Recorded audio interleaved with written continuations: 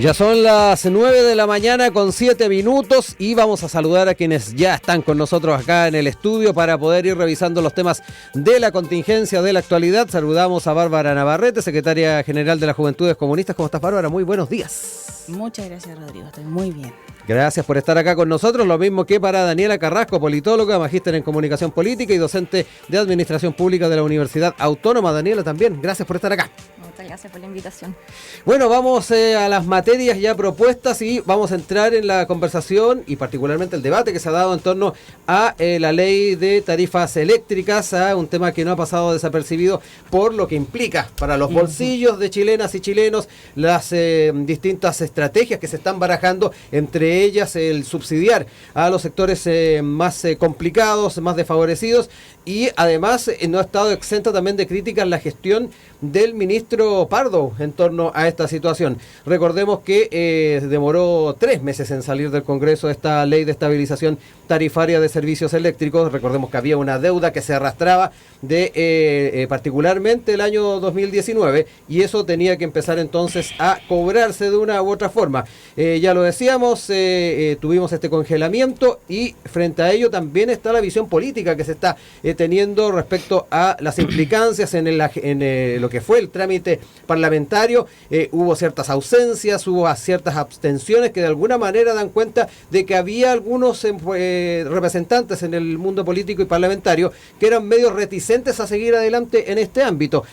Quería ir citando también algunos puntos de vista que se han planteado. Por ejemplo, el diputado Frank Sauerbaum votó a favor, pero es uno de los que se declara engañado por el ministro Pardo, al punto que anunció la posibilidad de una interpelación. Explica que algunas medidas quedaron en manos del reglamento que elaboró Pardo, que no fueron parte de la discusión legislativa, y agregó personalmente que desde mayo venía planteando una inquietud al ministerio para entregar el detalle de las alzas que recién fueron informadas la semana pasada en la Comisión de Minería y Energía de la Cámara. Parte de los elementos que están dando cuenta en esta discusión y que incluso están llamando a evaluar la continuidad del ministro Pardo.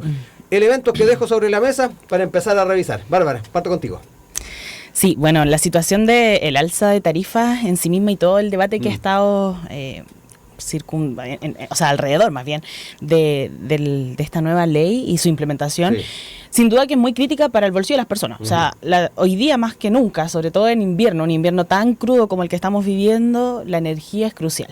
De hecho, estuve revisando un estudio del mismo Ministerio de Energía desde el año 2019, decía que cerca del 70% de la energía en las casas se ocupaba para calefacción y agua caliente. Entonces, evidentemente es un problema, y un problema del que yo creo que hay que hacerse cargo desde la mirada política, sin lugar a dudas, pero también desde la mirada económica. O sea, particularmente lo que se plantea sobre este eventual engaño o falta de claridad respecto al debate que se dio en la Cámara, evidentemente es una cuestión muy crítica, porque lo que se espera en el debate legislativo es efectivamente que los legisladores puedan tomar decisiones con toda la información sobre la mesa, con evaluaciones técnicas que finalmente son los equipos de ministros, ministerio y quienes presentan finalmente los proyectos de ley, quienes tienen que ponerlas sobre la mesa. Y si aquí no había claridad de la magnitud que iba a tener el alza de las tarifas de la luz, evidentemente estamos enfrentando un grave problema. Y un grave problema que se tiene que abordar en materia más bien técnica o más bien económica, en la medida de finalmente cómo los buenos resultados económicos que ha estado teniendo este gobierno, que yo los saludo sin duda, tienen que tener un efecto respecto de los bolsillos de las personas. O sea, nos puede ir bien, evidentemente, y nos está yendo bien en el Estado, pero eso tiene que tener un correlato con poder ayudar en la cotidianidad de la vida de las personas. Ampliar la subvención, por ejemplo, que es algo que el ministro Marcel ha estado reticente. Esa es una de las medidas que está en debate y yo creo que es sin duda una que en el corto plazo tiene que avanzar. O sea, la cobertura del subsidio tiene primero que ser menos focalizada en lo que se está planteando, del 40%, y evidentemente uno esperaría que para eso existan más recursos y que además hay una cuestión que ayer la alcaldesa Iracy Hasler planteaba a propósito de iniciativas que han surgido o denuncias que han surgido desde los municipios también con la comunidad organizada, de que no solo basta que se amplíe, es decir, que no sea tan focalizado como se está planteando, sino que además no sea por medio de la postulación. El Estado tiene suficiente información para poder asignar e identificar quiénes más requieren de esta necesaria ayuda. Exacto. Entonces, tiene que facilitárseles finalmente el subsidio a las personas, porque va a ser, además, en una semana más se espera que el alza se concrete formalmente.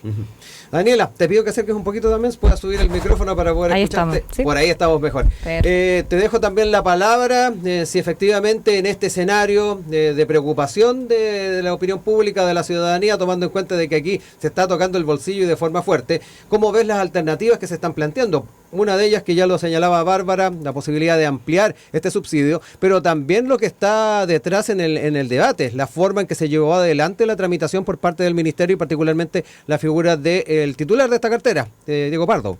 Sí, en efecto, o sea, claramente tal como tú mencionabas, Rodrigo, esto proviene justamente del año 2019 en graves momentos de crisis y conflicto social, ¿verdad? Desde la revuelta del 18 de octubre, pasando también por la pandemia, ¿verdad? Que son momentos en los cuales justamente se genera el congelamiento de la alza o el congelamiento de los precios de la electricidad, ¿cierto? De la luz. En este sentido, efectivamente, el ministro Pardós ve justamente como titular de la cartera de energía que, se tiene que solucionar toda la deuda que se tiene con respecto a la empresa eléctrica, que está justamente en el orden de, aquí lo tengo por aquí anotado, era 100.000 millones de dólares, ¿verdad? O sea, claramente estamos entendiendo que, o tal como lo demuestra justamente el actual Ejecutivo, no están dando abasto justamente para cubrir estos montos. Y si bien dentro de la discusión se ha instalado que, a propósito de estos cambios de opinión, que inicialmente no había posibilidad para generar un subsidio, luego sí hay posibilidad, ¿verdad? La discusión está en que finalmente vemos justamente a los chilenos afectados en un momento de crisis económica, porque a diferencia de lo que sostiene Bárbara, si bien hemos asimilado justamente todos los niveles económicos que teníamos pre-pandemia, también no podemos estar ignorando, por ejemplo, cómo ha aumentado el trabajo informal, ¿verdad? Cómo se ha generado también una fragilidad de esta gran clase media, que finalmente cualquier golpe económico, como puede significar una alza de la cuenta de la luz, que se prevé que para este 1 de julio, estamos hablando del próximo lunes, ¿cierto? Pueden alcanzar hasta un aumento del 30%. Y en este sentido nosotros vemos que el Estado y el actual gobierno del presidente Gabriel Boric no han dado el ancho al momento de cubrir este tipo de soluciones, porque nosotros sabemos, y tal como lo sostiene nuestra Constitución, el Estado está al servicio de la persona, y en este sentido tiene este deber desde una perspectiva subsidiaria de poder subsidiar, ¿cierto?, una necesidad de los chilenos, sobre todo en momentos que ya estamos en pleno invierno. Antes con Bárbara hablábamos que ayer hizo mucho frío, alcanzaron una bajada de casi 3 grados, ¿verdad? Y en este sentido, efectivamente, los chilenos están destinando el uso de la electricidad para la calefacción. Sin embargo, aquí nosotros vemos una responsabilidad, porque tanto el ministro Pardo, que todas estas medidas han sido apoyadas justamente por el ministro Marcel, primero vemos una descoordinación, ¿cierto? Si bien esta discusión es sumamente técnica, la bajada política podemos estar todos de acuerdo que ha sido completamente nefasta. No solamente parlamentarios de oposición han estado en contra, principalmente del resultado, ¿cierto?, de la bajada política más que del proceso técnico, sino que también lo vemos dentro de las mismas fuerzas del oficialismo. O sea, la misma diputada, ¿cierto?, el presidente de la Cámara, Carol Cariola, en el fondo también se descolgó de esta medida. Y nosotros finalmente vemos que muchas veces, quizás, los roces internos que puede tener el actual oficialismo también puede afectar a los mismos chilenos. Y en este sentido tenemos que tratar de separar las aguas. Una cosa son los chilenos, los servidores públicos, ¿cierto?, nuestros parlamentarios, nuestros ministros, el mismo mandatario, se debe a los chilenos, porque en el fondo se entiende que el Estado está al servicio de la persona y no al revés. Por lo tanto, las rencillas políticas claramente no ayudan en este sentido. Bárbara, me quedo también con este último elemento que nos entregaba Daniela, de alguna manera el síntoma de estos roces que se hace manifiesto, por ejemplo, en las posiciones y los puntos de vista, como en el caso de esta ley. Pero también es importante verlo desde la perspectiva del día a día, porque este tipo de cosas que afectan directamente al bolsillo van generando malestar creciente, y frente a ello, junto con ir viendo de qué manera se va a ir llevando adelante el tema de las subvenciones, es también no menor cuánto puede esto implicar que gente de frentón deje de pagar la cuenta. ¿Cómo también estás observando aquello desde la perspectiva estrictamente social social de las implicancias que puede tener también para lo que queda de mandato para el presidente.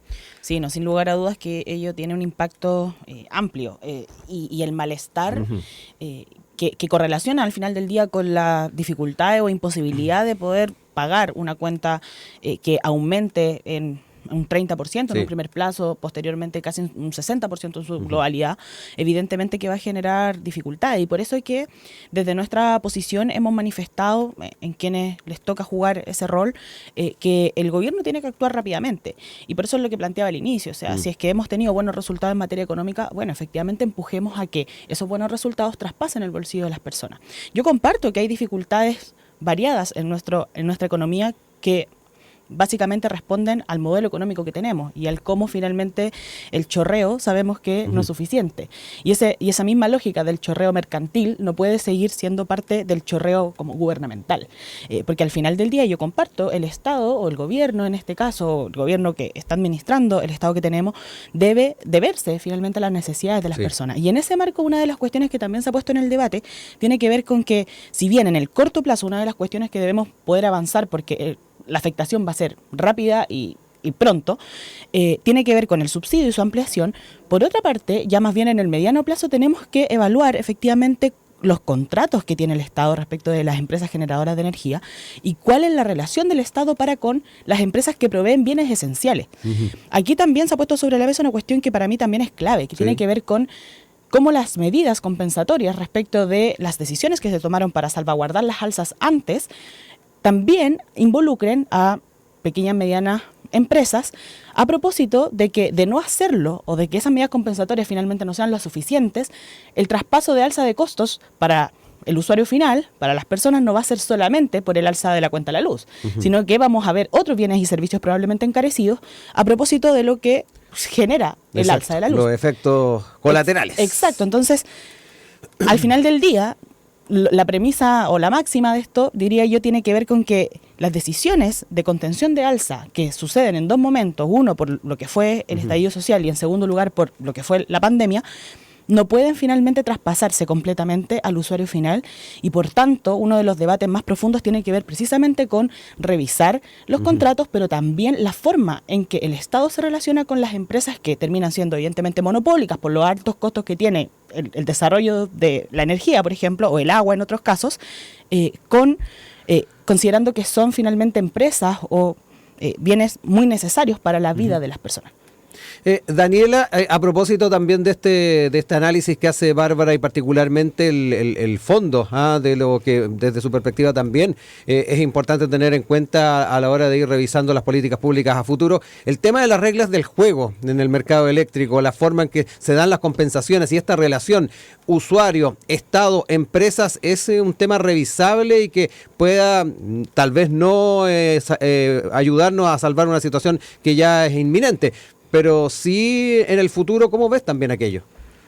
Bueno, primero tenemos que ser sinceros y tenemos que tener en consideración que las últimas gestiones, aquí hablo tanto con respecto a la gestión del presidente Gabriel Boric como también del expresidente Sebastián Piñera, nosotros hemos visto una irresponsabilidad fiscal, ¿verdad? Y no solamente lo hablo por los dos mandatarios, sino también cómo se ha desarrollado el debate legislativo.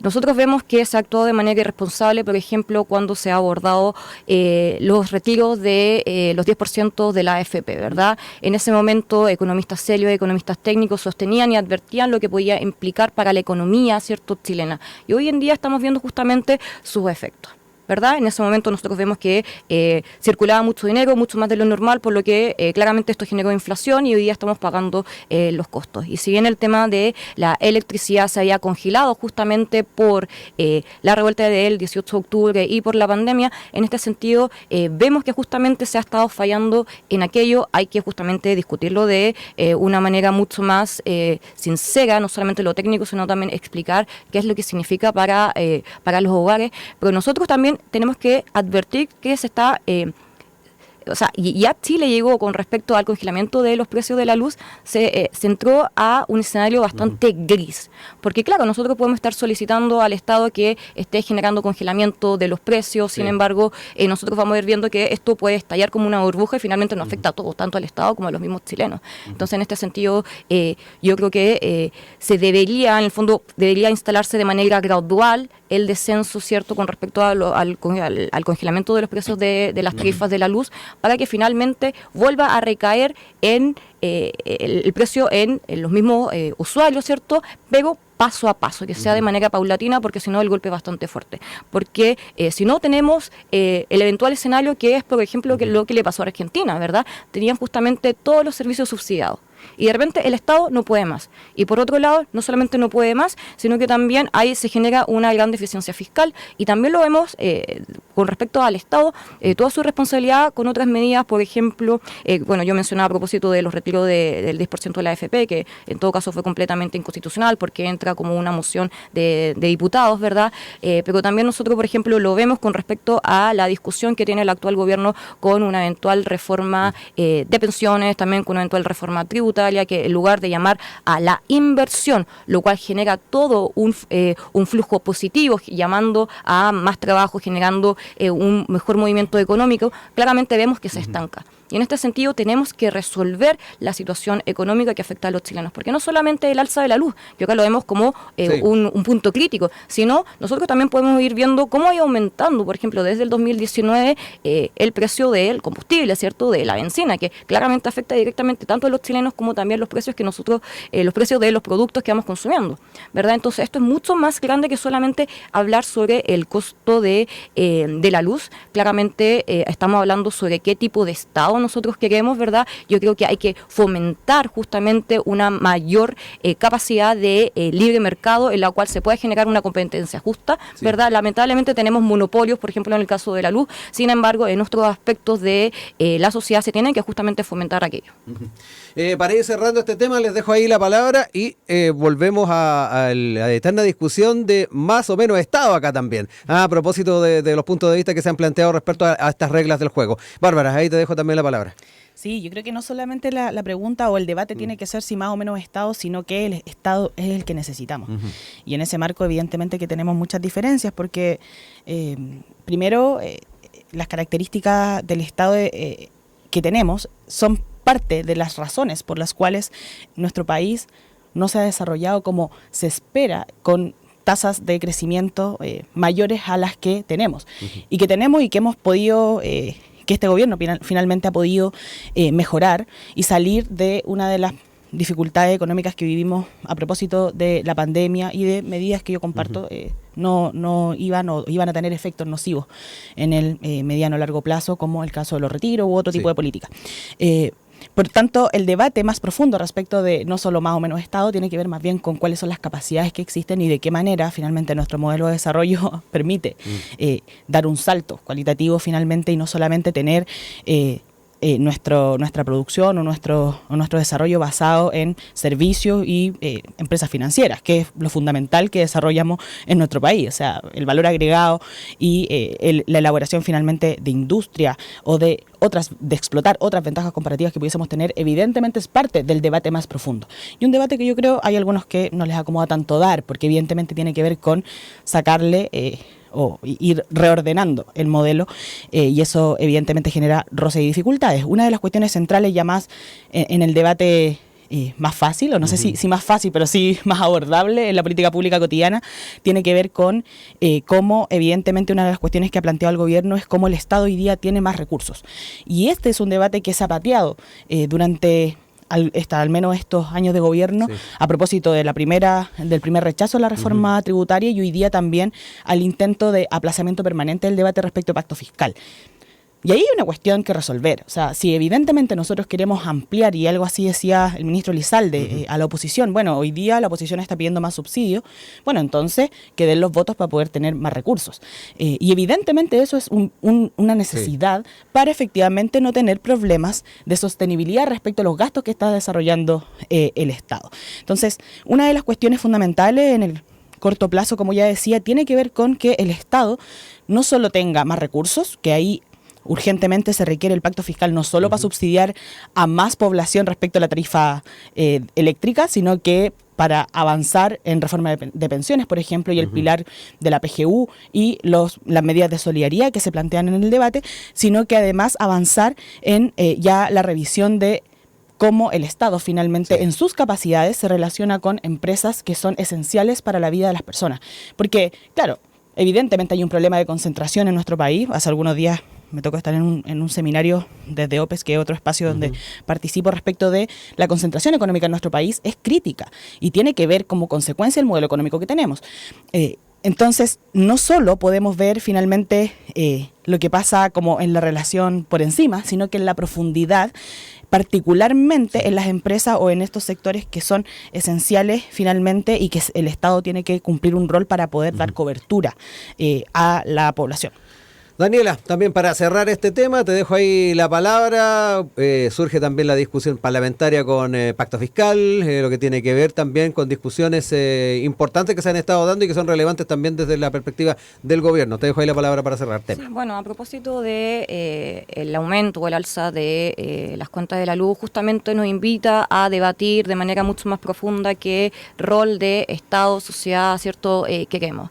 Y efectivamente, nosotros vemos que hay un problema justamente estructural porque nosotros observamos que lamentablemente el Estado se ha ido ampliando y no de manera eficiente y eficaz y de manera positiva, sino todo lo contrario, ha generado mucho más rigidez, mucho más tramitación, mucho más burocracia que claramente no ha generado ningún efecto positivo para la sociedad. Si bien aquí se ha instalado, por ejemplo, que eventualmente se podría avanzar en el pacto fiscal, ¿cierto?, que en el fondo es la reforma tributaria, nosotros para poder solventar justamente esta situación del alza de la luz, yo me gustaría hacerle una pregunta: ¿por qué no se ha generado, por ejemplo, una mayor austeridad fiscal? Nosotros observamos que durante el último año se han generado más de 42.000 contrataciones en el sector público, ¿verdad? Y aquí mi pregunta es, ¿cuán eficientes son aquellos? Claramente el sector público es necesario, ¿verdad?, porque da valor público, y el valor público también se genera en conjunto con el sector privado, no es solamente solo el Estado o solo el sector privado. Sin embargo, que se pueda generar una eficiencia donde aquellos actores que son mucho más eficientes en otorgar los servicios lo puedan hacer sin una intervención o regulación innecesaria para aquello. Entonces, en este sentido, me gustaría concluir este espacio sosteniendo que finalmente medidas como, por ejemplo, el pacto fiscal o reforma tributaria no están dirigidas en la dirección correcta, tal como lo ha instalado el propio oficialismo, porque en lugar de invitar a la mayor inversión, que esa es una forma de generar mayor recaudación, se hace todo lo contrario porque se incentiva justamente esa dimensión, la inversión. Son las 9 de la mañana con 33 minutos. Seguimos compartiendo con ustedes el panel del día de hoy junto a Daniela Carrasco, politóloga, magíster en comunicación política, docente además de administración pública de la Universidad Autónoma, y Bárbara Navarrete, secretaria general de las Juventudes Comunistas. Cambiamos de tema y nos quedamos con la información internacional que estuvo marcando la jornada del día de ayer y que tiene que ver con esta intentona de golpe de Estado en Bolivia. Se dio cuenta en un principio de una insurrección en el ejército, pero finalmente se fue decantando esto durante la tarde. El general Juan José Zúñiga irrumpió con tanquetas, amenazó con tomar el Palacio Presidencial y luego de unos momentos que fueron bien tensos, el presidente Luis Arce lo destituyó y nombró una nueva cúpula militar. Tras ser detenido, el militar sublevado dijo que se trató de un montaje. Un escenario bien extraño el que se dio el día de ayer en Bolivia, pero que es bien interesante el poder revisarlo desde la perspectiva también continental de nuestra zona y particularmente cómo estamos observando la situación que se está dando al otro lado de la frontera en el norte de nuestro país, tomando en cuenta las relaciones que también se tienen con este país hermano. Daniela, me quedo contigo para que me cuentes un poquito cómo estuviste siguiendo también esta situación que, lo decían temprano en línea 1, Daniela Figueroa y Alejandro Guiller, está en desarrollo, pero de alguna manera hay que poner cierta atención a lo que está pasando ya. No, sí, bueno, yo me enteré el día de ayer bien tarde porque yo estuve haciendo clase, salgo y de repente, me entero con que efectivamente había ocurrido este intento de golpe de Estado en Bolivia. Claro, uno dice, bueno, pero ¿qué está pasando, verdad? Y uno se encuentra con numerosas declaraciones e información un poco confuso, porque si bien se habla de un intento de golpe de Estado por el ex jefe del ejército Zúñiga, él acusó antes de ser justamente arrestado que en el fondo quizá era un autogolpe, ¿verdad? Que el mismo presidente Luis Arce le había solicitado que hiciera algo porque estaba bajando justamente la encuesta, y tenemos que también considerar en este escenario que el expresidente de Bolivia, Evo Morales, había anunciado nuevamente presentarse como candidato para las elecciones del año 2025. Hay fricciones en el MAS, en definitiva. Efectivamente, o sea, dentro del MAS, ¿cierto? Del movimiento hacia el socialismo, ¿verdad? Que es el partido justamente del actual presidente de Bolivia y también de Evo Morales. Vemos que hay fracciones dentro de este mismo partido político. Eso es interesante para tener en consideración a propósito de los dichos que decía el ex jefe del ejército Zúñiga, que en el fondo era un intento no era un intento de golpe, sino un intento de autogolpe. Si bien esto claramente está en desarrollo, esto ocurrió hace menos de 24 horas, por lo cual todavía la información que se maneja desde una perspectiva internacional todavía no está completa. Exactamente. Sin embargo, yo me sumo a todos los llamados de la sociedad internacional a que toda diferencia, ¿verdad?, todo conflicto que se pueda tener incluso dentro de un mismo sector o entre un mismo país, todo se resuelva dentro del marco democrático, respetando la institucionalidad, el Estado de Derecho, porque no se pueden generar estos tipos de escenarios que lamentablemente afectan a los bolivianos, que ellos han visto un último escenario con una crisis económica, un gran, no se ha visto, por ejemplo, circulando dólares en el mercado boliviano, también un abastecimiento tanto de combustible en una época de cosecha para ellos, ¿verdad? Y que se agudizó con la preocupación de la gente, además, que fue a llenar los estanques, a comprar en los supermercados. Claro, sí, pero todo esto se desarrolló de manera muy inusual, porque de repente vemos a Zúñiga con Arce en una especie de debate cara a cara, ¿cierto?, en las puertas del Palacio Presidencial, ¿cierto? Entonces, en ese sentido, es bien peculiar lo que ha ocurrido en Bolivia. Lamentablemente, como tú sostenías, Rodrigo, Bolivia no se caracteriza por tener una democracia robusta, un Estado de Derecho bien fuerte, consolidado, sino que lamentablemente hemos visto que se han generado distintos momentos tanto de tensión, de fragilidad institucional, como también, por ejemplo, el no respeto a la Constitución, como lo hizo justamente Evo Morales en el referéndum del año 2016, que cuando preguntó si querían los bolivianos que se mantuvieran el poder, ¿cierto?, con un nuevo periodo presidencial, y ganó el no. De igual manera, él no hizo caso a aquello y finalmente se generó todo aquello. Y aquí quiero a propósito de Evo Morales, quiero poner en conocimiento, ¿cierto?, que finalmente nosotros vemos que Evo Morales nuevamente se quiere postular para el año 2025, y sostuvo, aquí lo estoy casi que citando, aquí lo cito en APA, que por las buenas o por las malas, y que cuenta justamente con el apoyo de personajes internacionales como Maduro, ¿verdad?, o como también Lula da Silva. Bárbara, me quedo contigo, obviamente, conocer tu apreciación de lo que han sido estas horas luego de esta intentona, montaje, como lo ha planteado este oficial boliviano, pero también quedarnos un poco con las opiniones que se han dado, que se han planteado. Venimos de una situación en Bolivia donde se observó cierta estabilidad comparándolo con lo que ha sido la historia de buena parte del siglo XX y parte del siglo XXI. Lo que fue la presencia de Evo Morales y el MAS durante este tiempo obviamente dio cierta estabilidad, pero no es menor lo que ha ocurrido con la figura del presidente Arce, teniendo a la sombra a Evo Morales constantemente, y a propósito también de lo que planteaba Daniela, cuánto ruido puede generar en el MAS y particularmente en esta estabilidad que habíamos observado en Bolivia. Sí, bueno, efectivamente una situación aún en desarrollo y que comparto una de las principales preocupaciones, diría yo, además de dilucidar cuáles son los intereses y cuáles finalmente son las cuestiones que están motivando lo que haya pasado y vaya a terminar de pasar, porque está empezando finalmente probablemente todo este Esto es un síntoma, proceso. da la impresión. Quienes son siempre más afectados es el pueblo boliviano, y por tanto allí está puesta principalmente la solidaridad desde quienes a menos estamos domiciliados en el progresismo latinoamericano. Particularmente, claro, Bolivia no ha vivido un proceso histórico, no se le conoce efectivamente por gran estabilidad política, y se han dado las y los bolivianos finalmente un proceso encabezado por el MAS de muchos años, de poder finalmente consagrar un Estado plurinacional que resguarda también el desarrollo interno y potencia también o toma el valor de los pueblos indígenas, de su valor en sí mismo, cultural, económico, social. Y ello evidentemente es una particularidad respecto del desarrollo de otros países latinoamericanos con similares características, en términos más bien de su composición social. Y hoy día, evidentemente, más allá de este proceso, que es muy valioso, sí, hay una dificultad política que ha sido evidente durante los últimos años que tiene que ver con esta división del MAS. Y es una división que evidentemente desde el progresismo no ayuda. Y no ayuda finalmente al pueblo boliviano, que es poder darle continuidad a estas garantías o ganadas históricas que ha ido teniendo el pueblo boliviano en favor finalmente de su desarrollo interno. Evidentemente que hoy día, además de ello, está sumado a esta crisis económica. Una crisis económica que uno espera, evidentemente, que quienes están gobernando tengan suficiente claridad para poder dar respuesta en términos de que también la afectación viene a ser finalmente también el pueblo boliviano, por lo tanto se requieren medidas que puedan apostar a mirar cómo se está desarrollando el modelo económico boliviano y cómo le da también sostenibilidad a la vida de las personas. Lo ocurrido ayer, yo creo que, como ya decíamos, si bien está en desarrollo, no puede tampoco desacoplarse de los antecedentes que han ido pasando.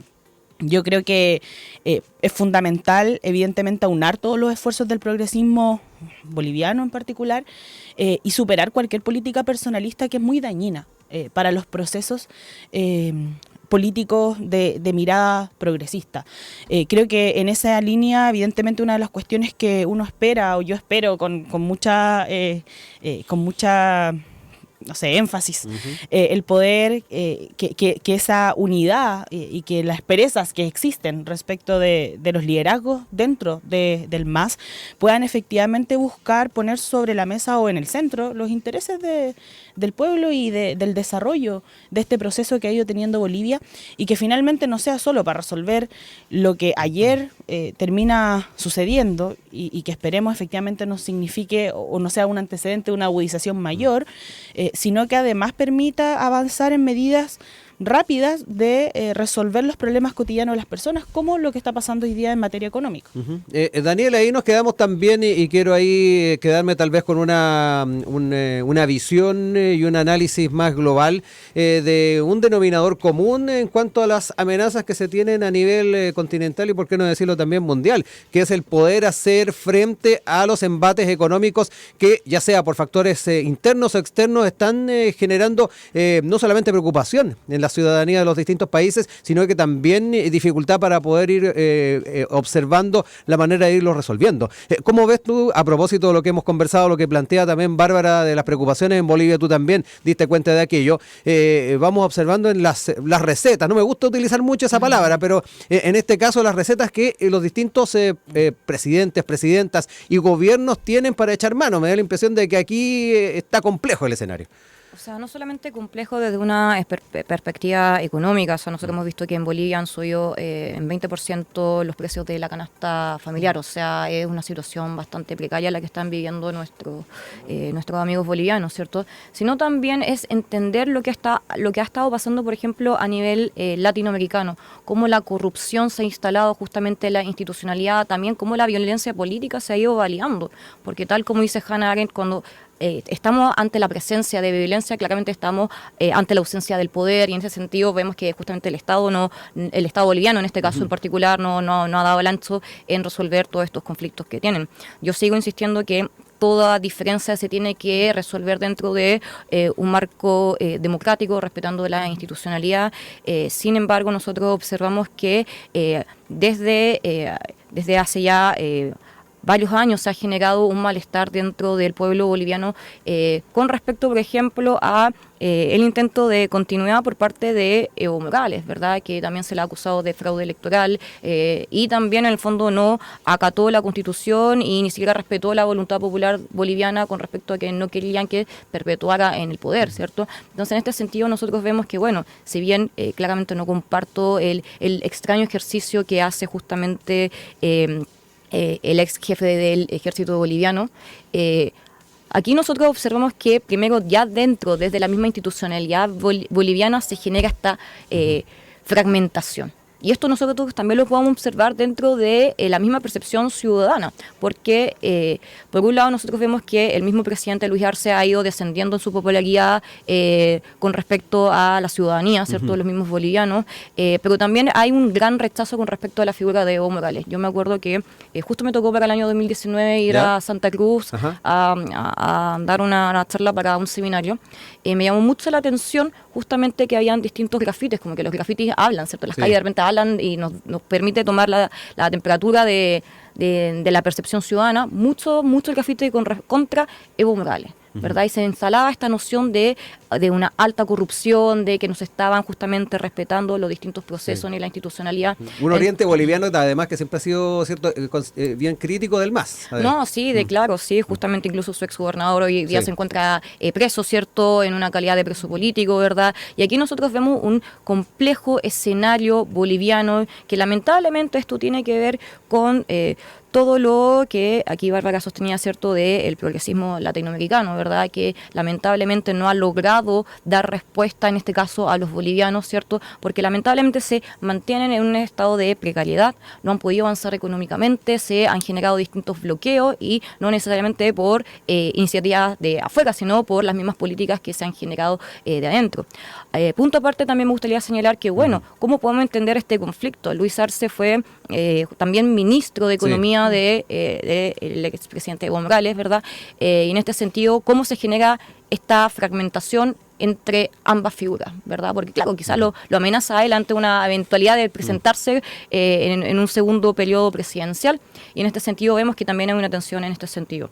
Yo llamo simplemente a los bolivianos que, por favor, lo poco que han podido avanzar, ¿cierto?, mantengan la institucionalidad dentro de su democracia, que claramente no es una democracia robusta, pero que puedan avanzar hacia ello, y también si se hace este llamado desde la comunidad internacional a respetar todas las diferencias dentro del Estado de Derecho, también justamente velar por aquellas procesos legales poco rigurosos, como por ejemplo el enjuiciamiento que se le hizo a la expresidenta interina, ¿cierto?, Yanine Áñez, con respecto a todo el último proceso que tuvo.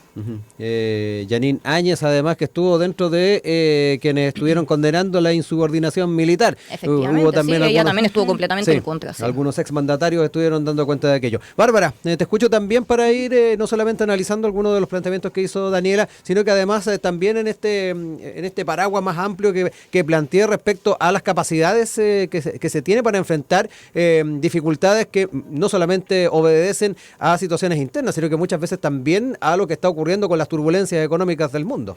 Sí, no, yo primero creo que evidentemente ha sido la rápida y amplia finalmente condena internacional respecto a lo sucedido ayer de distintos sectores muy ampliamente, es sin duda una buena señal en favor de la democracia, y ello tiene que mantenerse así en favor de el camino que se den finalmente y los bolivianos con plena soberanía y potestad respecto de sus procesos.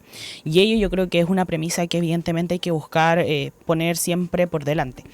Y evidentemente ya algo conversábamos muy por encima en el panel anterior, o sea, finalmente en cómo los problemas más quizás micro, más particulares, no son solo particulares, sino que responden a como consecuencia o causas de el desarrollo y el modelo económico. Y evidentemente hoy día, más bien en la región latinoamericana, tenemos dificultades. Y tenemos dificultades porque no solo pasa a propósito de los gobiernos desde el progresismo, sino que de cómo un modelo económico centrado en estas ventajas comparativas, que es como la premisa del modelo neoliberal, que sí, no lo vamos a discutir en la profundidad en términos de que dejemos de generar intercambio a propósito de esa premisa, sino que cómo esa premisa finalmente también es funcional para el desarrollo de la industria o de mejores capacidades productivas en los países latinoamericanos particularmente. Porque en la historia o en general uno pudiese decir, bueno, somos algo así como el patio trasero del mundo y las importaciones, exportaciones en general están más bien dadas desde Latinoamérica hacia el mundo o hacia las grandes potencias con commodities o procesos muy básicos, o sea, sin mayor valor agregado, y al revés, estamos importando en general los productos más bien manufacturados. Entonces, esa situación, ya como muy en la simpleza, evidentemente tiene que tener hoy día, o hay una oportunidad, una ventana, que ante esta crisis podamos efectivamente mirar cómo la región latinoamericana se hace de mejores capacidades, no solo porque para tener finalmente, o solo como en esta idea más política del modelo económico, sino porque evidentemente estamos en una etapa de crisis mundial que en algún momento va a significar dificultades para el abastecimiento de alimentos, para los remedios, o sea, finalmente necesitamos niveles de soberanía, de desarrollo y de producción que estén alojadas en la región y que finalmente nos permitan también potenciar el intercambio entre países latinoamericanos de forma regional, y para eso necesitamos evidentemente de una mirada más amplia que solamente el resolver cuánto crece Chile, qué está pasando en Bolivia, qué está pasando en Argentina, o sea, necesitamos una mirada más transversal respecto del desarrollo latinoamericano, y que yo creo que allí evidentemente con todas las cuestiones que ya se han criticado respecto al proceso, o más bien de los liderazgos que han encabezado el proceso boliviano, sí fueron o sí son fundantes en varios de estos liderazgos, como Lula da Silva, como Evo Morales, respecto de esta mirada latinoamericana que nos permita también tener mayor soberanía sobre nuestro propio desarrollo. Nos quedan los últimos minutos y me quiero quedar con ese tema vinculado con la integración, que cada cierto tiempo, Daniela, nos encontramos cuando tenemos situaciones de desestabilización institucional en algunos de los países del continente, donde en algún momento me recuerdo que UNASUR, cuando existía, trató de cumplir cierto rol, pero la continuidad de estas instancias siempre se complica, ya sea desde la perspectiva de los recambios de los gobiernos, muchas veces de un prisma ideológico, pero no es menor el poder enfrentar con seriedad esta integración, a la luz también de las situaciones que se están dando alrededor del mundo, donde da la impresión de que sería interesante enfrentar muchos de esos desafíos en conjunto. La multipolaridad que se está dando, ya no tenemos solamente este imperio, o más que nada la figura de los Estados Unidos, surge China, surge también otras economías y otros países, y frente a ello también es válido de repente saber cómo enfrentamos esos desafíos. No sé cómo lo ves tú, Daniela, si es algo válido, es algo también realista, que muchas veces con lo que colisionamos. No, claro, bueno, dentro de las relaciones internacionales la premisa número uno es que la cooperación internacional siempre es positiva, tanto para los estados como para los miembros de ellos, ¿verdad? Y en este sentido, todas las instancias de organizaciones internacionales claramente son un muy buen espacio para aquello. Por ejemplo, generan tratados de libre comercio, que lo que significa o se traduce en bajar, por ejemplo, el precio de los distintos bienes, como por ejemplo ocurrió acá en Chile durante el gobierno del expresidente Ricardo Lagos, ¿verdad? En este sentido, la cooperación internacional siempre es positiva y siempre va a traer ganancias para todos. Sin embargo, aquí también nos podemos instalar justamente la razonable duda con respecto a qué tan efectivas son. Por ejemplo, nosotros hemos visto, por ejemplo, que la ONU no ha logrado justamente disuadir distintos conflictos que nosotros vemos internacionales, ya sea, por ejemplo, no sé, el conflicto, ¿cierto?, la guerra que tiene Rusia contra Ucrania, porque claro, entendemos que incluso Rusia es miembro del Consejo Permanente que tiene poder a veto, entonces finalmente podemos hacernos la pregunta qué tan efectivos son estos organismos internacionales, por ejemplo, en la negociación, la diplomacia y en justamente perpetuar la paz. No obstante, quiero referirme a un tema que mencionó Bárbara, ¿cierto? Sí, por porque finalmente, claro, aquí se ve que, por ejemplo, el expresidente Evo Morales es muy apoyado por personajes como Lula da Silva. Pero Lula da Silva claramente ha sido un personaje completamente corrupto, fue condenado a 12 años de prisión, que si bien esa condena fue anulada, tengo que recordar justamente cómo se vio involucrado en el caso de la constructora brasileña Odebrecht, ¿cierto?, que es uno de los casos de corrupción más nefastos, ¿cierto?, y escandalosos que tenemos dentro de la región latinoamericana, que incluso llegó a abarcar a 2 países africanos con respecto a la coima, ¿cierto?, para que esta constructora pueda ganar las distintas licitaciones de distintos proyectos públicos, ¿verdad? Entonces, en ese sentido, quiero poner ojo como ojo, no nos olvidemos de aquello, de repente parece que olvidamos mucho. Y lamentablemente aquí nosotros vemos que, bueno, en el caso de Brasil, ¿cierto? Una gran polarización, pasamos justamente de Lula da Silva, ¿verdad? Luego pasamos a Bolsonaro, luego vuelve Lula da Silva, también recordemos a la expresidenta Dilma Rousseff, quien había ejercido justamente como ministra de Energía y también se había involucrado por el caso de corrupción dentro de Brecht, pero también de Petrobras, ¿verdad? Y eso también generó justamente su destitución, ¿verdad? Entonces aquí tenemos que tener ojo, o sea, lo que yo quiero advertir, ojo con cuáles son las figuras que están liderando distintos sectores, por ejemplo, dentro de la política regional latinoamericana, y en este sentido quiero poner la atención con respecto a qué es lo que busca impulsar Evo Morales, ¿verdad?, con respecto a postularse nuevamente para las elecciones presidenciales del año 2005, porque tal como él sostuvo, se va a presentar como candidato o por las buenas o por las malas. ¿Qué significa eso? Claramente es una amenaza, pero una amenaza ¿qué, verdad? Bárbara, también para cerrar, te dejo ahí tu tiempo. Sí, no, yo evidentemente creo que es importante tener harta memoria respecto de los procesos, de los golpes blandos que han ido sucediendo en Latinoamérica, del proceso particular que se dio en Brasil y que hoy día tiene nuevamente a Lula efectivamente encabezando el gobierno y además impulsando mucho la Unión Latinoamericana respecto también de estos procesos económicos, sociales y que evidentemente más allá de las diferencias particulares de los países en la región nos parecemos bastante en términos de las características bases finalmente de nuestro desarrollo. Y decía también que hay una ventana de oportunidades no solamente porque tenemos hoy día un modelo que nos da para más respecto de la capacidad de crecimiento u otros, porque está básicamente basada en Chile al menos en servicios, commodity y modelo o sistema financiero como la economía no real. Sí. Por tanto no hay posibilidades en base a cómo está ordenada de poder tener un salto. No solo eso es una ventana de oportunidad, sino que hoy día de hecho escuchaba lo que pasa o lo que está sucediendo respecto de la elección presidencial norteamericana, donde quienes Trump y su posición de derecha liberal, hoy día más bien está apostando por el proteccionismo de la industria norteamericana, a propósito también de este mundo multipolar. Sí. Y por tanto allí hay un elemento que mirar. Yo al menos creo que esta ventana no solamente requiere mirar efectivamente cómo potenciamos y aumentamos, mejoramos nuestra relación comercial con otras potencias como China o otros desarrollos que se han ido generando en el mundo, sino que en qué medida no dejamos de ser como el patio trasero de Estados Unidos, pero no nos convirtamos en el patio trasero de otra gran potencia.